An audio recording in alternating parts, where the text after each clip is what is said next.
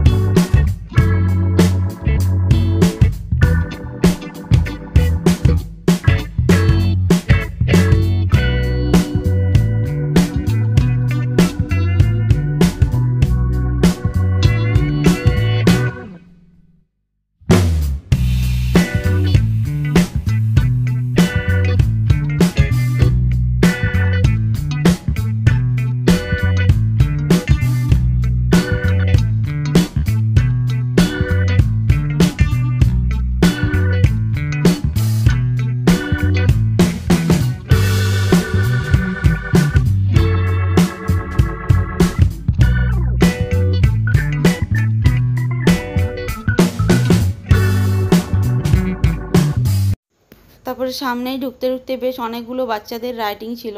এখানে আমি শুনেছি টোটাল আর কি 20 ধরনের রাইডিং আছে, বড়দেরও আছে, এমনকি ছোটদেরও অনেক রকম রাইডিং আছে। তো এখানে হচ্ছে বেটু খেলা করছিল, সামনে এসে দেখতে পেয়েছে যে রাইডিংগুলো এখানে। আর এই যে জালিগুলোর মধ্যে ওর জুতোটা ফেসে যাচ্ছিলো বারবার, ওই জন্য আর কি ওর একটু অসুবিধা হচ্ছিল। তো প্রথমেই এসে আমি ওর ড্রেসটা চেঞ্জ করে দিয়েছি, কারণ একবার করে মেঘ মেঘ করছে আর একবার করে হচ্ছে প্রচণ্ড রোদ উঠছে। যখন রোদ উঠছে প্রচণ্ড কড়া রোদটা, তার জন্য কি ওর কালো কালারের জামা পরে এসেছিলো। তো এই যে জামাটা চেঞ্জ করে দিলাম, কারণ কালোতে বেশি রোদটা লাগে। জামাটা চেঞ্জ করে একটা অন্য জামা পরিয়ে দিয়েছি। তারপর আমরা এই যে এটার ভেতরে ঢুকেছিলাম। তো এটা কিন্তু মানে ও বাচ্চা, তো তার জন্য আর কি সুন্দর হেঁটে চলে যাচ্ছে, একটু আর কি মাথাটা নিচু করতে হচ্ছে। কিন্তু আমরা ঢুকেছিলাম বেশ অনেকটা নিউড়ে যেতে হচ্ছে, রীতিমতো হামাগুড়ি দিয়ে যেতে হয়েছে। তো আমরা আর কি ওখান থেকে বেরিয়ে চলে এসেছি। তারপরে বেটু এখানে চেপেছিল, ওর কিন্তু একটুও ভয় নেই। আমি ভয় পাচ্ছিলাম, কিন্তু ও নিজে নিজেই আর কি হেঁটে হেঁটে যাচ্ছিলো। আমার ভয় লাগছিলো যে যদি স্লিপ করে পড়ে যায়। তারপরে দেখো এই উপরে এই যে এটার উপরেও চেপেছিল, অর্ধেক দূর যেয়ে তারপরে আর কি ভয় পেয়ে গেছিলো, ও বসে দিয়েছিল। কিন্তু একজনা ছিল বাচ্চা, সে আবার ওকে আর কি নিয়ে এসছে ধরে ধরে।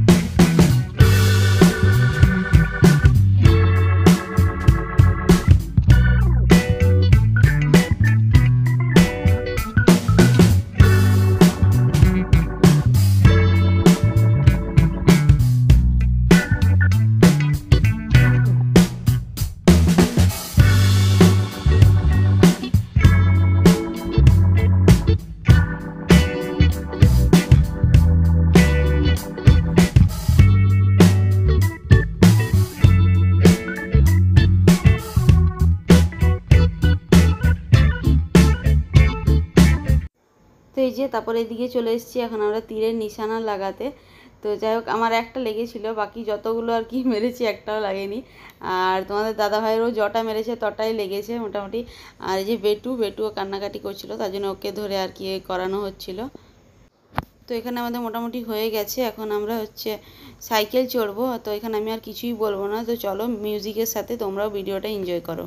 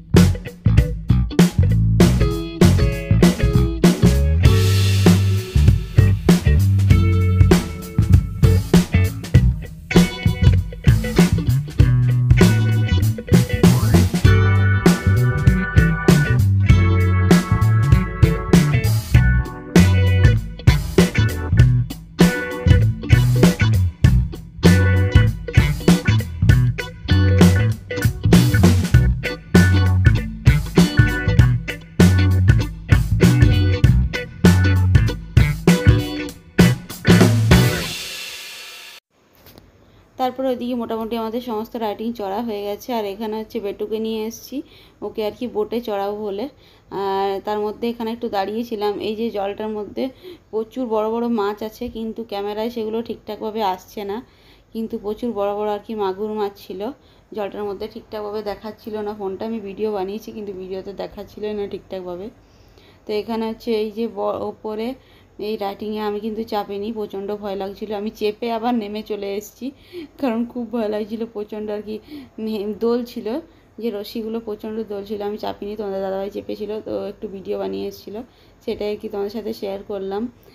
আর অনেকেই চাপছিল, কিন্তু আমার কিন্তু অনেক ভয় লাগছিলো, তার জন্য আমি চাপিনি। আর এখানে দেখো বেটু হাতে জল নেওয়ার জন্য কতটা সামনে চলে গেছে। তো এখন হচ্ছে বেটুদেরকে বোটে চড়াবো। আর হ্যাঁ, আমি বারবার বেটুদেরকে বলছি। তোমরা হয়তো ভাবতেই পারো যে বেটু তো একাই আছে, আর বেটুদেরকে কেন বলছি, কারণ এই যে ভাইয়া ভাবি এসেছিলো, তো ওদের আর কি ছেলে ছিল, তো তার জন্য আর কি আমি এরকমভাবেই বললাম। তো এই যে বাচ্চা ছেলেটা ও চেপেছিল বোটে, আর আমরা একসাথেই এসেছি। আমরা টোটাল 6 জনা এসেছিলাম, বাচ্চা দুটো আর ভাইয়া ভাবি আর আমি আর তোমাদের দাদা ভাই। তো এখানে কিন্তু বাচ্চাগুলো খুব এনজয় করেছে। তো নামতেই চাইছিল না, রীতিমতো জোর জবরদস্তি ওকে নামানো হয়েছে ওদেরকে।